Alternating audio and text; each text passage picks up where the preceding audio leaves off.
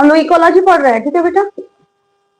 Cell biology खत्म हो गया, इंडोक्राइनोलॉजी खत्म हो गया, इकोलॉजी में 3-4 ऐसे टॉपिक है जिसको पढ़ना बहुत इंपॉर्टेंट है, ठीक है। लिख लीजिए। Describe biodiversity, describe biodiversity loss.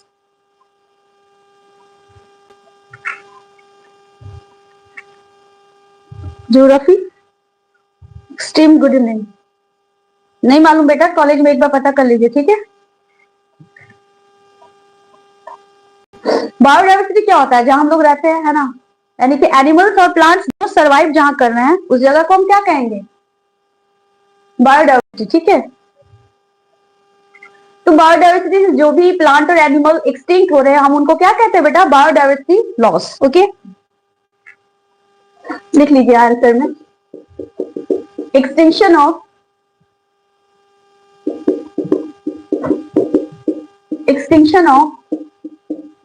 species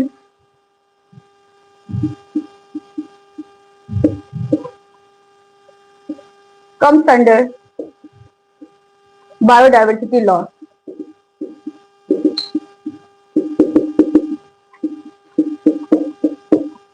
जितने भी सारे स्पीसीज लॉस हो रहे हैं हम उनको क्या कहते हैं बेटा? जितने भी सारे स्पीसीज एक्सटिंक्ट हो रहे हैं, एक्सटिंक्ट मतलब समझ रहे हो ना, लापता हो रहे हैं, या फिर एनिमल्स या फिर प्लांट, तो उनको हम क्या कहते हैं बेटा? Biodiversity loss. ओके, स्पीसीज में लिख लीजिएगा both plants and animals, both plants and animals. Species में क्या आ जाएगा बेटा? दोनों आ जाएगा, प्लांट्स एंड एनिमल्स। बोथ में आ जाएगा बेटा plants and animals. Extinction of species comes under biodiversity loss. जो भी हमारे स्पीसीज यानी कि जाति है किस चीज के? पौधे के या फिर जीव के, दोनों एक्सटिंक्ट हो रहे हैं यानी कि लापता हो रहे हैं, उन्हीं को हम क्या कहते हैं? Biodiversity loss.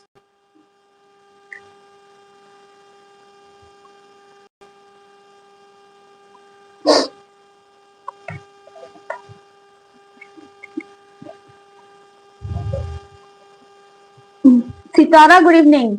ऊपर लिखे है ना बेटा, जूलॉजी 4th सेमेस्टर हो रहा है, टॉपिक इकोलॉजी है। आप लोग 10 दिसंबर से एग्जाम है ना, तो कुछ ऐसे इंपॉर्टेंट क्वेश्चन है जो छूट गया, उन्हीं को हम पढ़ा रहे हैं, ठीक है बेटा। सब्जेक्ट जूलॉजी है, 4th सेमेस्टर, टॉपिक है ecology. Okay Sitara, got it?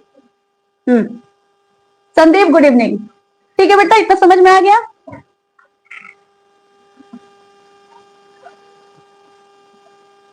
कहां कहां कैसे कैसे पौधे और प्लांट, सॉरी पौधे और एनिमल्स एक्सटिंक्ट हो रहे हैं, उनका हम एक पीरियड पढ़ लेते हैं, ठीक है बेटा।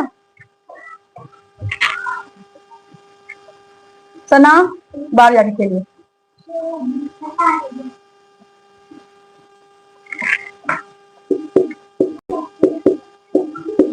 हिस्टोरिक पीरियड, ठीक है।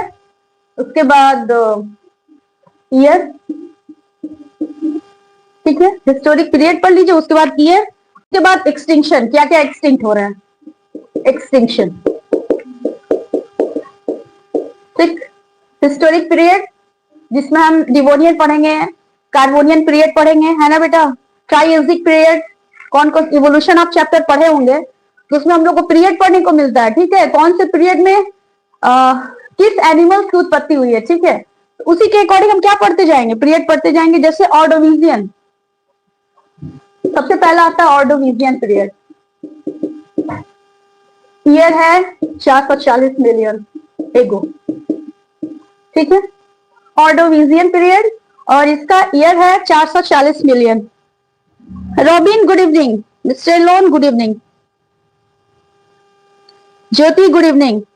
नहीं बेटा निकी, जूलॉजी 4th सेमेस्टर बाबू, होगा बेटा, बहुत जल्दी होगा। ये लोग खत्म कर दे 3-4 दिन में, उसके बाद आप लोग को पढ़ाएंगे, ठीक है। Don't worry about. Ordovician period के 25% जो एनिमल्स या प्लांट्स है वो एक्सटिंक्ट हो चुके हैं, ठीक है बेटा। ऑर्डोविजियन पीरियड में जितने भी सारे एनिमल्स आए थे जिनके ईयर 440 ना होके आप लिख लीजिए 444 मिलियन, 444 मिलियन पहले इनकी उत्पत्ति हुई थी, और इनमें से अभी तक 25% स्पीसीज जो है वो एक्सटिंक्ट हो चुके हैं। ठीक है, मेरा भी जूलॉजी है मैम। सितारा कौन सा ईयर है बेटा? 4th सेमेस्टर है। ठीक है, उसके बाद आता है डिवोनियन। डिवोनियन पीरियड, ठीक है, डिवोनियन पीरियड है 370 मिलियन पहले। ठीक है, और यहां से 90% अप्रॉक्स जो एनिमल्स है वो एक्सटिंक्ट हो चुके हैं। पहले आ गया ऑर्डोविजियन पीरियड जो कब का है 444 मिलियन एगो, एंड वहां से 25% एनिमल स्पीसीज एक्सटिंक्ट हो चुके हैं।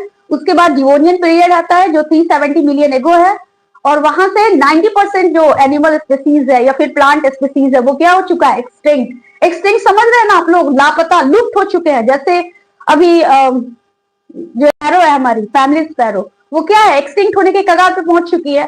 तो वैसे हम एनिमल्स को देख रहे हैं कि ऑर्डोविजियन पीरियड या डिवोनियन पीरियड या ट्राइयोजिक पीरियड जो भी एनिमल्स आए थे, कितने एनिमल्स एक्सटिंक्ट हो चुके हैं उस पीरियड से, इसी का हम लोग डाटा यहाँ लिख रहे हैं। ठीक है,